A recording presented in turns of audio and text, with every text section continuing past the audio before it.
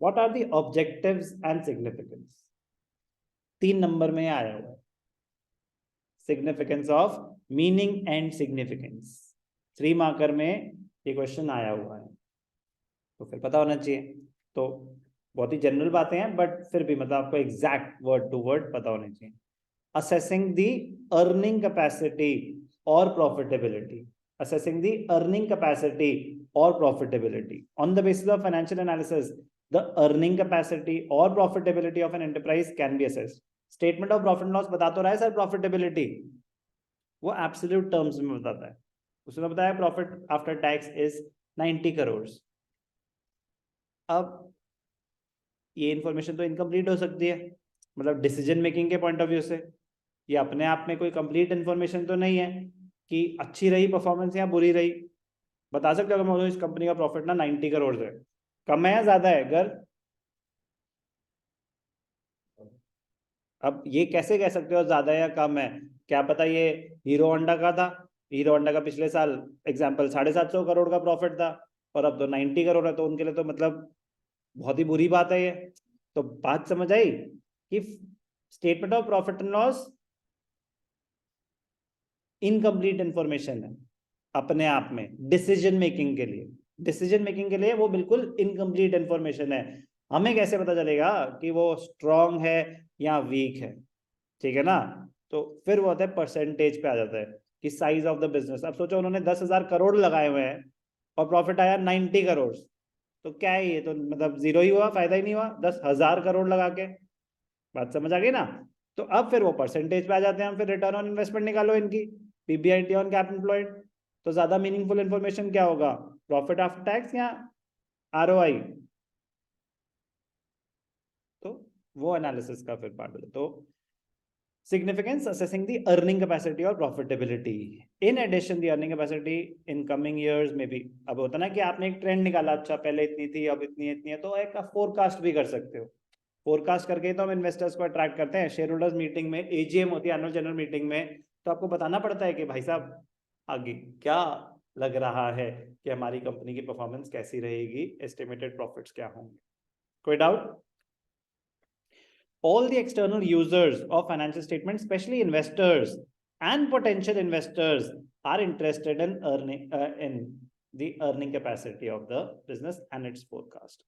Potential investor, एक होता है इन्वेस्टर जो ऑलरेडी इन्वेस्ट करा बैठा है, एक होता है पोटेंशियल इन्वेस्टर जो करना चाहता है, who has the potential to invest. Assessing the earning capacity, assessing the managerial efficiency.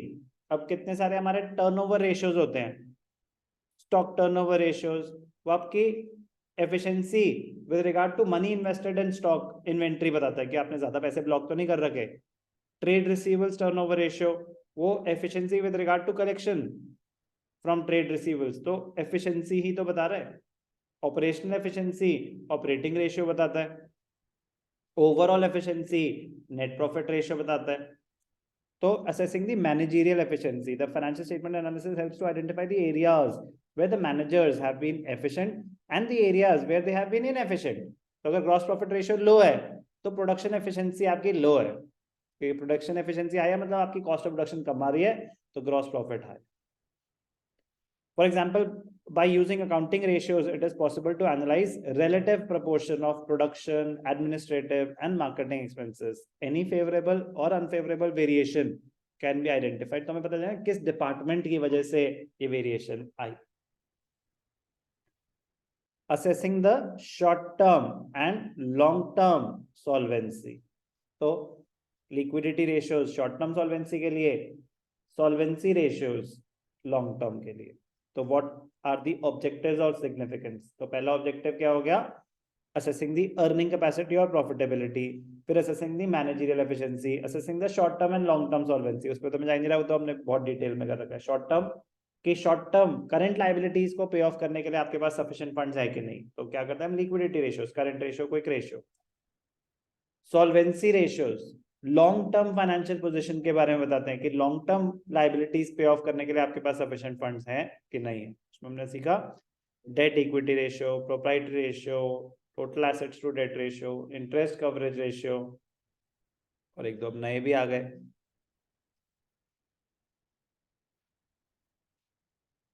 Date to total assets, debt to capital employed. Debt to capital employed एक नया है, बट वो तो खैर मैं कह रहा हूँ वो वैसे वाले नए हैं कि उनके नाम में ही फॉर्मूले है, ठीक है ना, तो कर चुके हैं हम, ठीक है। बाकी टर्नओवर रेशियोज में fixed assets turnover ratio, net assets turnover ratio वो है, ठीक है। क्लियर है? Assessing the short term long term solvency, inter firm comparison के लिए एनालिसिस किया जाता है, फोरकास्टिंग एंड प्रिपेयरिंग बजट्स के लिए करा जाता है, explainable and understandable. Financial statement analysis helps the users. Financial statement अपने आप में सेल्फ एक्सप्लेनेटरी थोड़ी ना होती हैं, ठीक है ना, वो तो बस आपके सामने रख दी, तो आप देख लो आपके हिसाब से क्या लग रहा है आपको, वो सेल्फ एक्सप्लेनेटरी नहीं होती। So the analysis they make it more understandable, explainable to the users कि कंपनी में पैसा डलना चाहिए कि नहीं डलना चाहिए।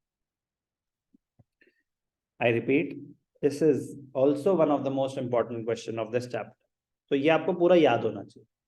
बाकी जो रीड करने वाला मैं खुद ही बता रहा हूँ ना कि just read, this is important क्योंकि डायरेक्ट क्वेश्चन आ जाता है, explain the significance and objectives or significance of financial statement analysis. तो please, it is a scoring question, scoring रहने देना।